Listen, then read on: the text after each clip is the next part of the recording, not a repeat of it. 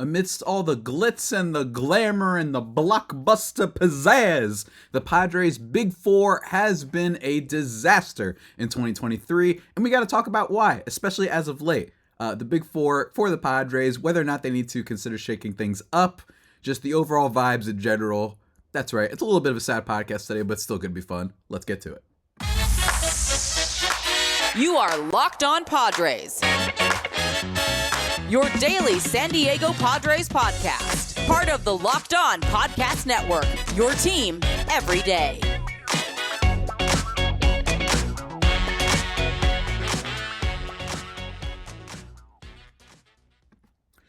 Greetings, ladies and gentlemen, and welcome to another edition of the Locked On Padres podcast, which is part of the Locked On Podcast Network, your team every day for Tuesday, August 29th.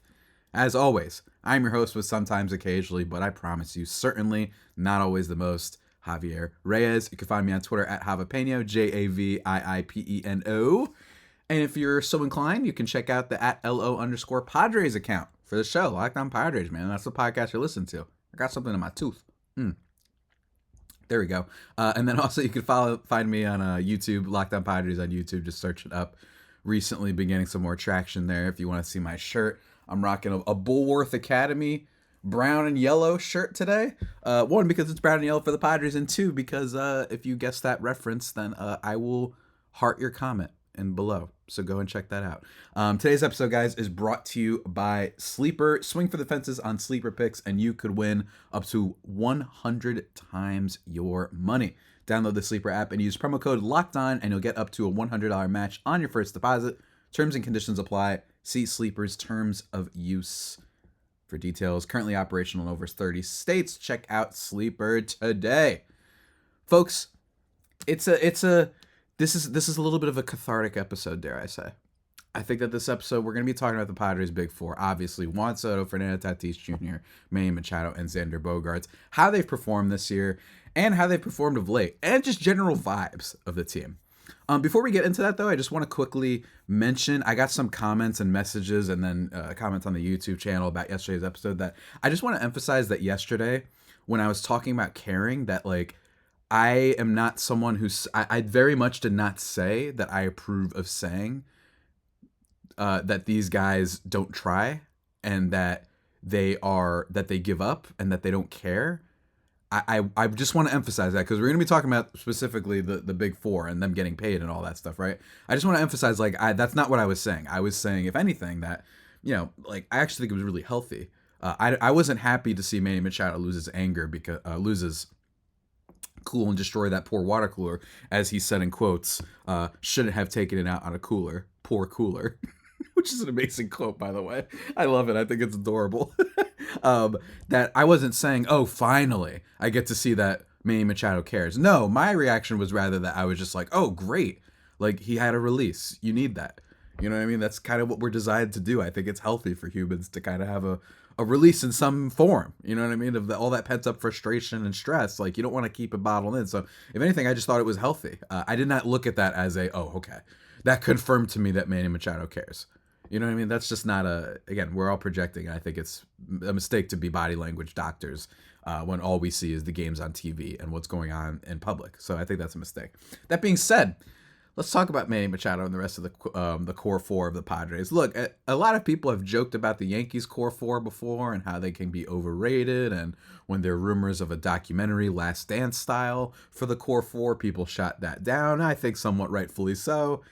And the Padres' Big Four has been dreadful in basically every single way that you can amount to, with the exception of a couple things. This Padres' Big Four has been massively disappointing. And I think that we're going to be doing an episode about AJ Preller later this week, so I'm not going to focus too much on him and that sort of reality of his decision to make this team built around these four guys. But, you know, this is almost like a defense of AJ Preller, dare I say. And what I mean by that is, AJ Preller has a lot to be blamed for that we will talk about later on in the week, but he didn't tell the San Diego Padres top four hitters in their lineup to all be almost equally as bad this whole season. The vibes have been bad and the numbers have been bad as well. I think everyone's been following for the most part, but the Padres this year, it's pretty amazing that Ha-Seong is the leader in F4. Part of that is because he's taken just this almost unprecedented by Padres standards, particularly, which we've talked about a lot, how nobody seems to get better. They either stay the same or get worse when they join the Padres. That Ha-Seong Kim, and hilariously enough, Gary Sanchez, by the way. St. Gary, killing it yet again, by the way. I think he had 2 RBIs last night. So shouts to my guy, St. Gary. Absolutely killing it. Love him so much. Those are like the only exceptions for Padres that seems to have gotten better on the offensive side of things, which is not a good sign. It's also really funny that Gary Sanchez decided to get better. He'll be like the one player that gets better from joining the Padres. It's such a Gary Sanchez thing. But this year, Ha-Seong Kim leads an F4, and part of that is not because, say, Juan Soto has been terrible, but rather that Ha-Seong Kim has been good on both ends of the ball. He's been a great defender, obviously. He has great versatility. He's got good base running, and he's evolved as a hitter, as we talked about last week, with the home runs, with his ability to see more pitches, etc.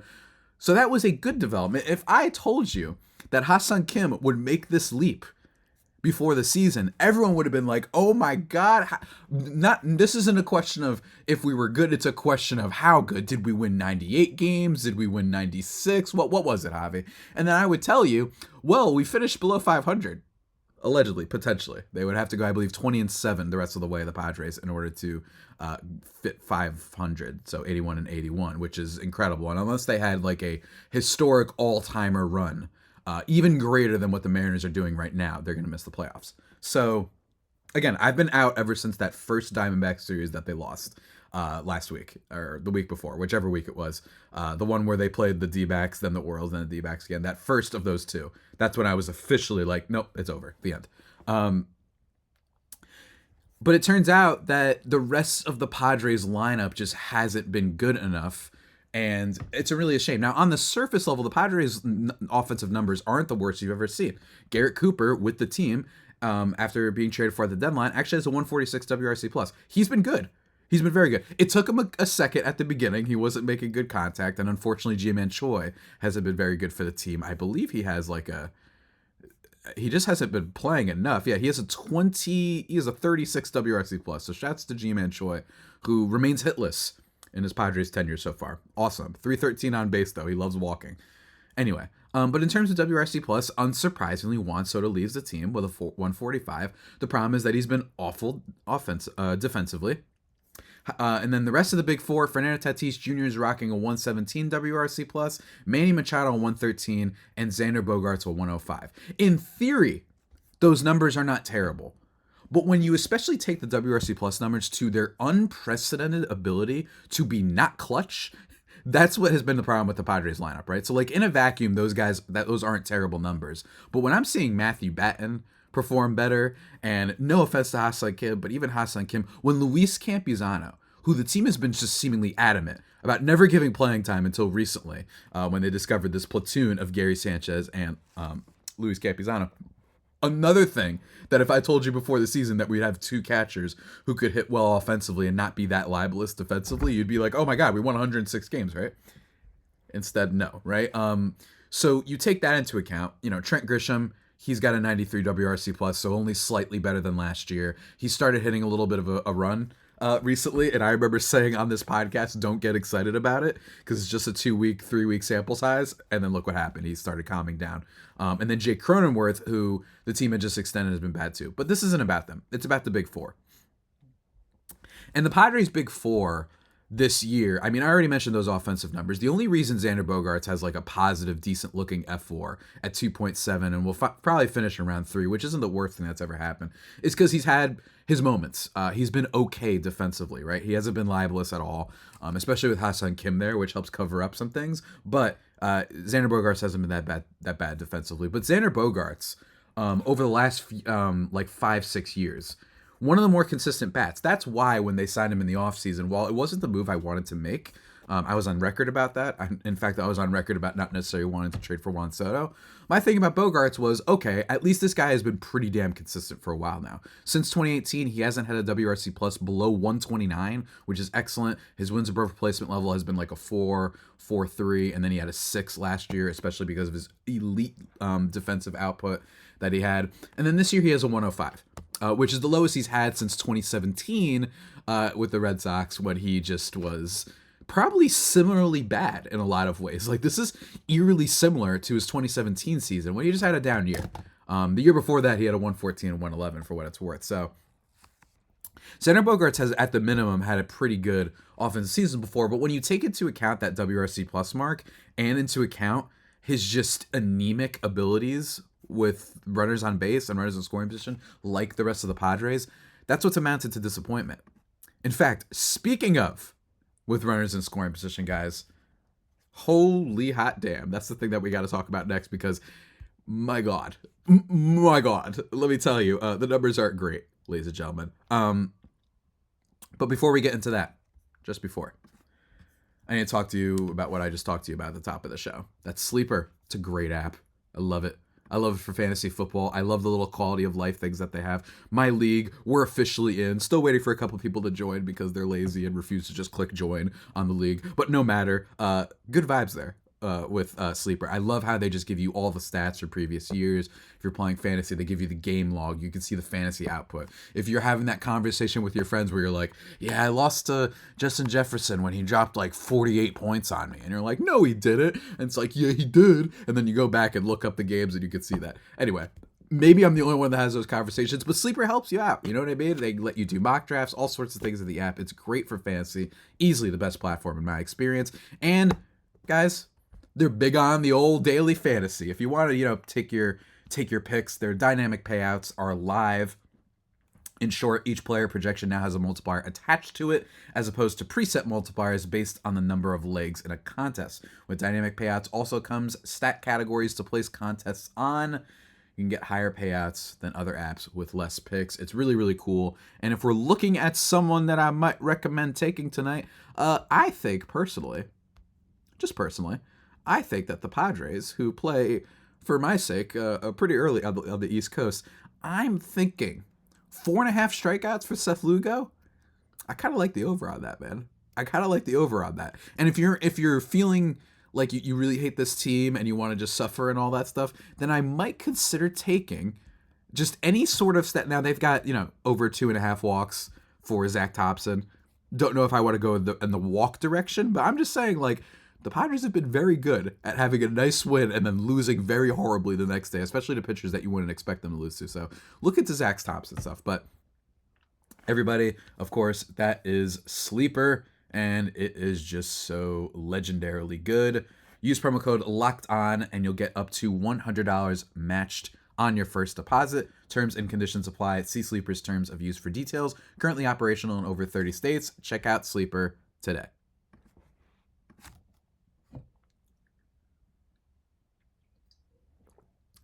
And we're back, everybody, here on the Locked On Padres podcast.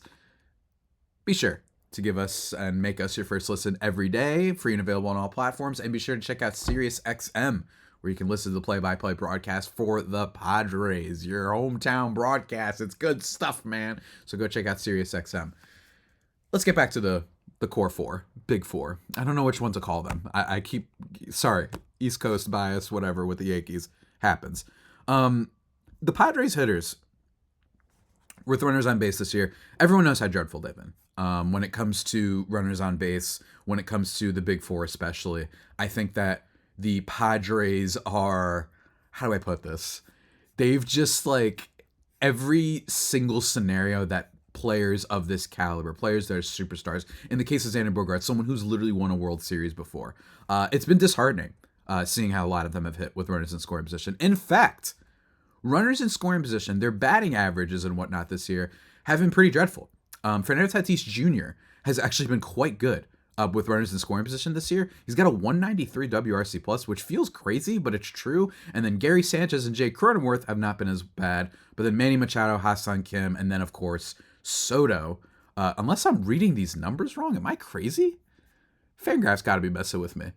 Xander Bogaerts has a 43 WRC plus with runners in scoring position this year. Juan Soto has an 80 WRC plus.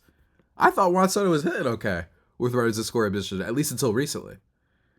All right, maybe I'm doing something wrong. Am I doing something wrong? I see what I'm doing so wrong. I'm looking at only the stats from the beginning of August ladies and gentlemen. I knew something was wrong. I was like, what's going on here? I know he hasn't been that bad.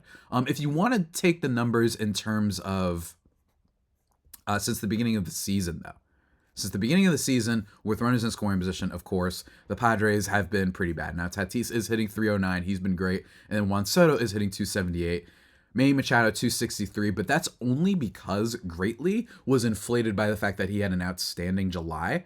That's been a big part of this. Really bounced back. Machado, after having 3 months being pretty miserable at the plate, has managed to somewhat redeem that overall number, probably just because of his great August, which I've mentioned multiple times.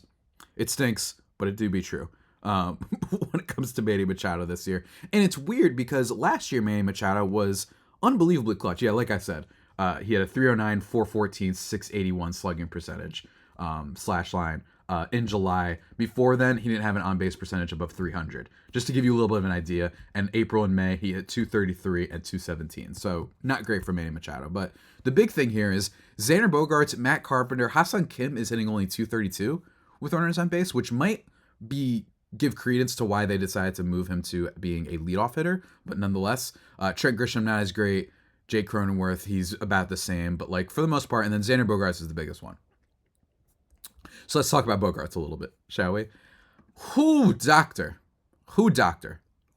Where do I begin with Xander Bogaerts? One of the bigger busts among free agents this past season. Now, I want to talk really quickly about this core four since August.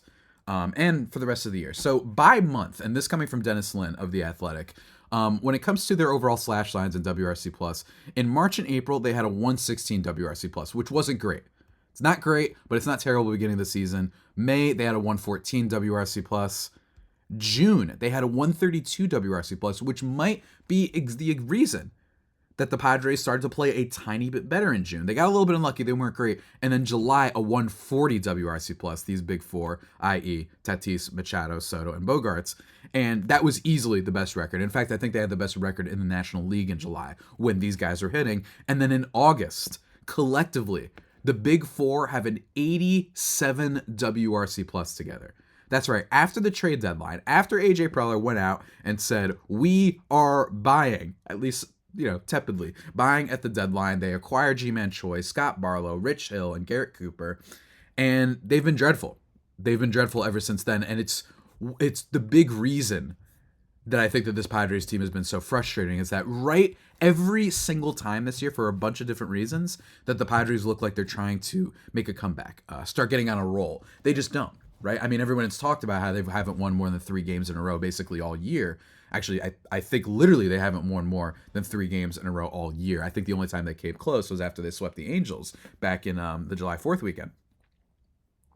But as a whole, they've been dreadful, and it's really frustrating to watch. And since August, I mentioned those numbers before that I got a little bit mixed up, but Juan Soto having his worst month of the season as of late with an 80 WRC+, and Xander Bogaerts having a 43 WRC+ with runners in scoring position is just absolutely insane. And by the way, those are only numbers in scoring position. They've still been quite bad with regular runners on base. 93 for Juan Soto, Trent Grisham 58 WRC+, Tatis 91 WRC+, Bogaerts 86, the only ones that have been positive, which is insane to say. But ever since, with the season on the line, in August, post-deadline, all of the big four have a WRC+ below 100, and the best players on the team have been Gary Sanchez with a 135 WRC+, and Ha-Seong Kim with a 110, and Jake Cronenworth with a 109. That's just, it's embarrassing. It's embarrassing. That's the only way to put it. And you might want to say that if you looked at expected stats, that the Padres have been getting a little bit unlucky. In fact, Dennis Lin also attested to this, that Juan Soto, the weighted on base versus the expected weighted on base, the difference between all these guys is pretty nuts. For the month of August. So they have been getting a little bit unlucky.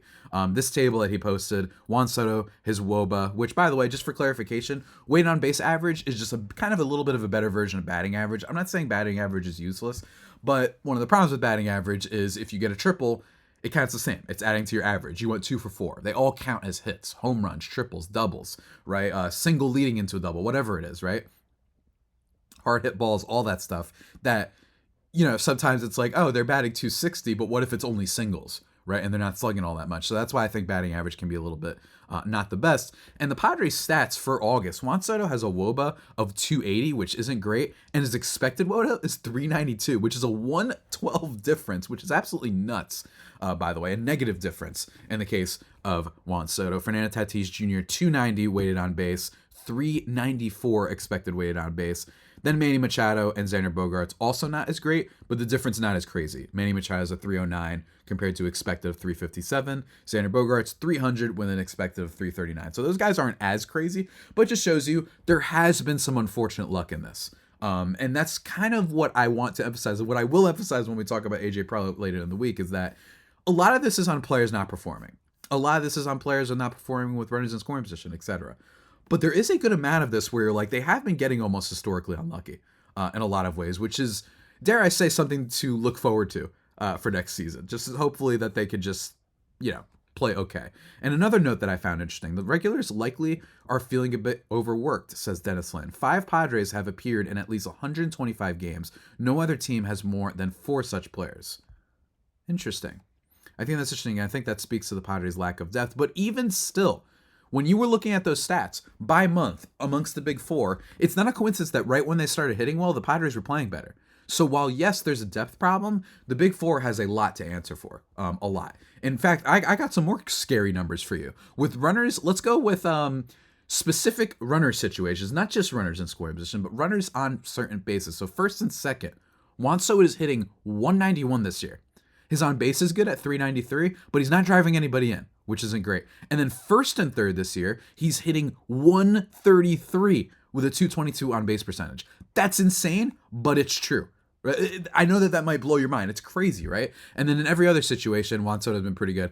What I like, actually, fun little tidbit, with a 3-0 count, Juan Soto has not gotten a hit this year, but he has a 917 on base percentage, which is such a Juan Soto. It's not necessarily bad. I just think it emphasizes the guy will never swing on 3-0, like never. And I just think it's funny. And I bet you pitchers are like, screw this. I'm not trying to give him fastballs down the middle for him to kill. So again, it's not an indictment on him. It's just funny. Manny Machado, with runners on first and second this year, is hitting 229. That's right, hitting 229 with a 270 on base. He's got a 514 slugging because he's hit a couple doubles and some home runs, but overall has been pretty bad. With just a runner on second base, he's hitting 167. With runners on first and third, he's hitting 200. These numbers are nuts. I know. I'm very well aware of them. And we've got more crazy numbers for you coming up, guys, but we got to take just a quick break to hear from our sponsors.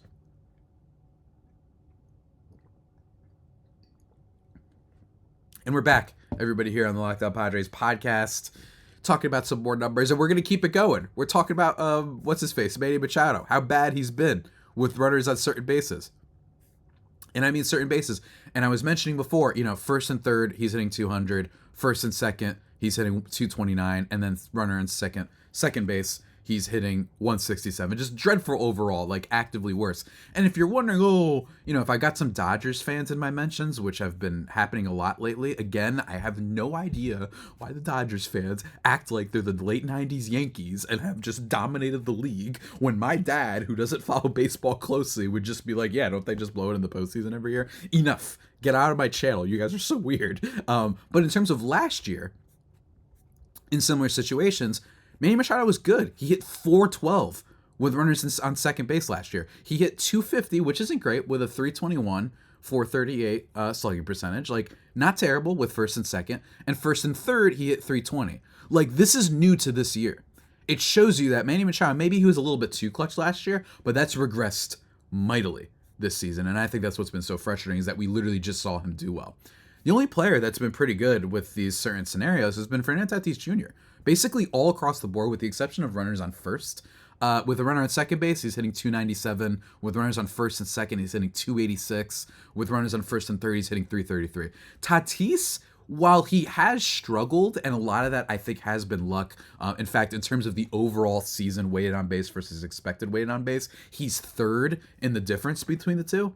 I.e., he's been getting pretty unlucky with getting robbed from home runs, the Julio Rodriguez catch from a couple weeks ago. He has been getting unlucky, but even considering the unluckiness, kind of amazing that he's still been even coming off the injuries and everything, a pretty clutch player. Like, he's been good in that regard. I know it doesn't always feel like it. He hasn't always been great at starting the things, and he swings on pitches very quickly.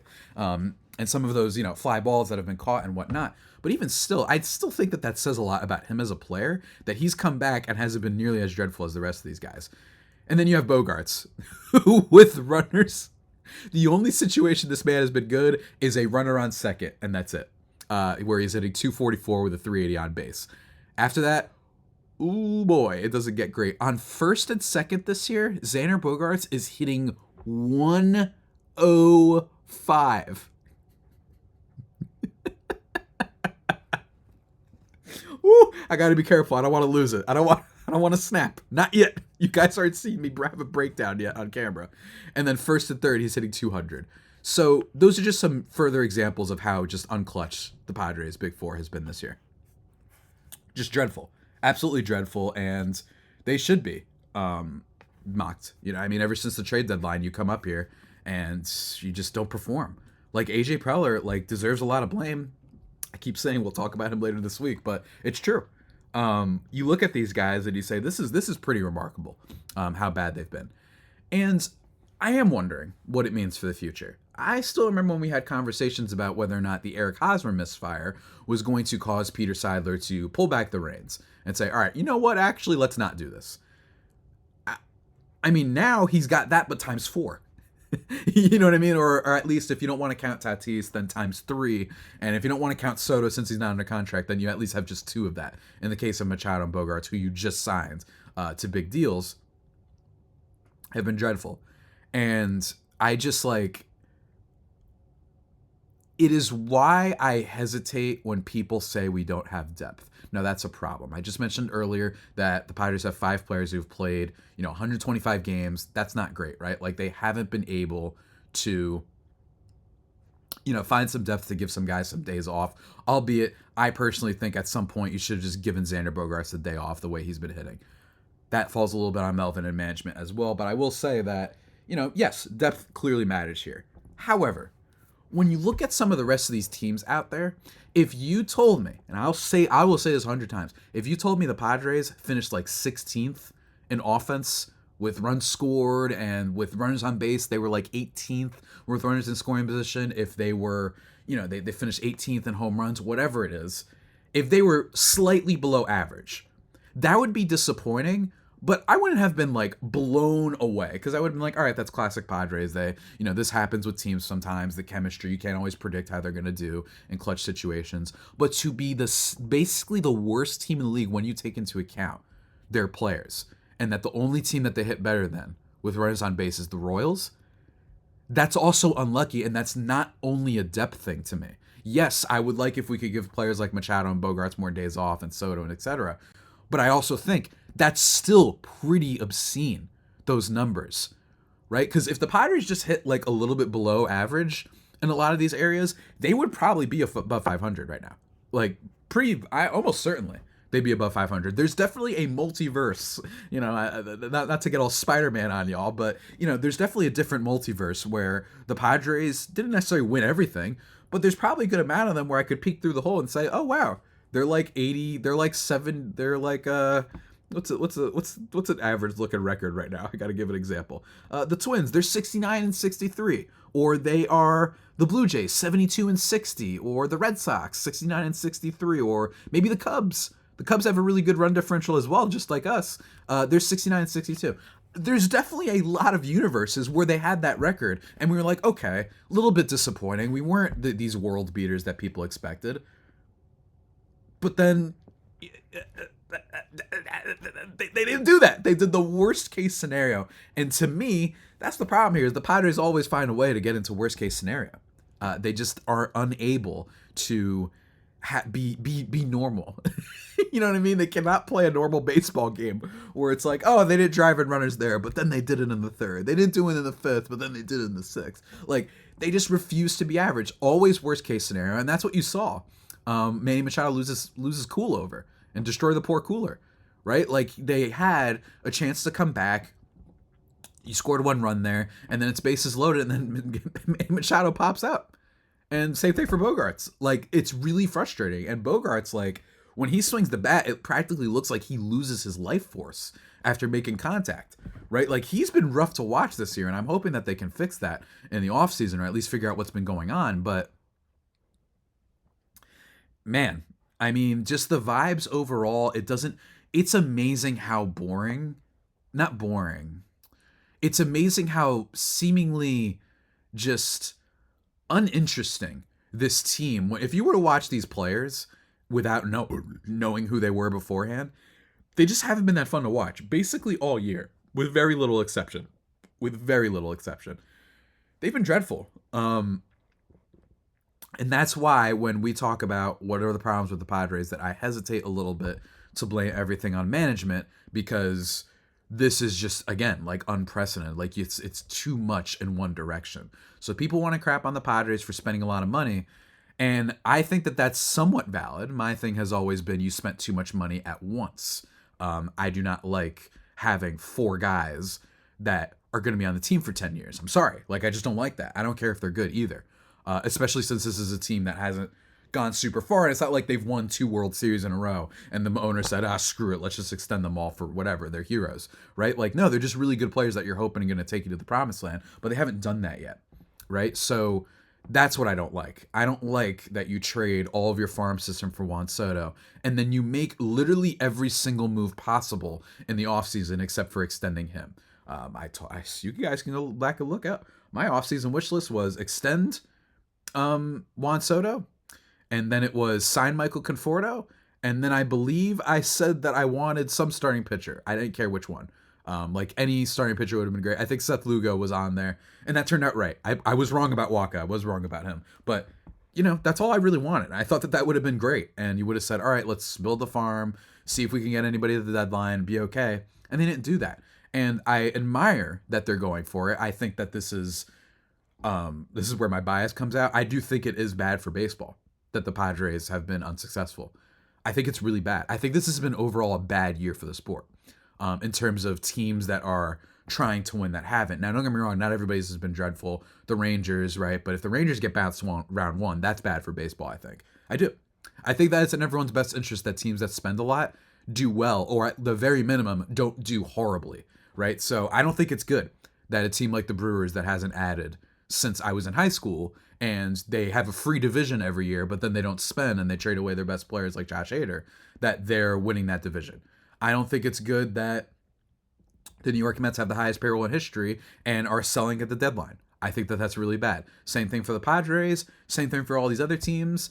I think now it's hilarious and I'm enjoying it, but it's bad for the sport when the Yankees don't succeed. It's bad for the sport when the Angels completely fall apart and we don't get Ohtani and Trout in the playoffs. It's bad. I feel like we've had a lot of bad for the sport moments this year. I really do. I do. They're not entirely right. The Dodgers, the Rangers, they spend big money and they're doing successful. Mookie Betts literally might win the MVP at this rate. But I think it's bad. I really do. I don't think it's a mistake to invest this much. I think it's a mistake to have invested all this much at once when you haven't really won anything yet. I think that was the mistake. Not even counting, by the way, the Cronenworth, Darvish, Suarez, Carpenter contracts. You know what I mean? Like, not even counting those. I think that it was a little bit irresponsible to be throwing out all that money at once and overly committing to one season, in my opinion, or overly committing to the next 2 seasons, whatever you want to call it, when there's still so many questions and whatnot. But yeah, the Padres Big Four, man, and it's been bad. I mean, Bogaerts just looks dreadful. He looks unhappy. You had the comment a month or so ago with Juan Soto saying it's like we just give up. Now, he walked those comments back a little bit, but probably because he was getting some crap maybe from teammates and whatnot, but he wasn't wrong, man. Like, he wasn't wrong. It does feel like the Padres players give up. I'm not saying they do, but they look rough out there. And the Big Four is a big part of that, because all they had to do, you're getting paid this much, they're the best players. There are so many other teams that have performed better than the Padres and not losing 1-run games every single time, that have worse lineups, particularly the top 4.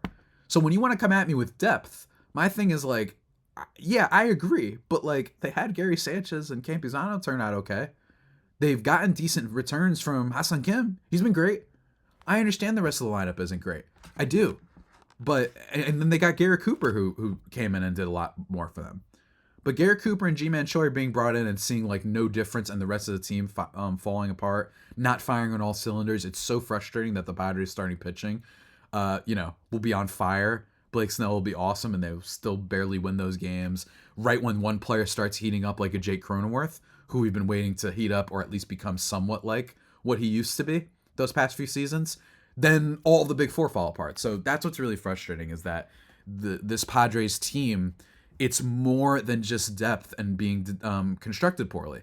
It's that they just refuse to execute all year. And it is maddening. And it is why I've said on the pod, look, if you got things to do and you got to take care of some work, don't watch the Padres, man.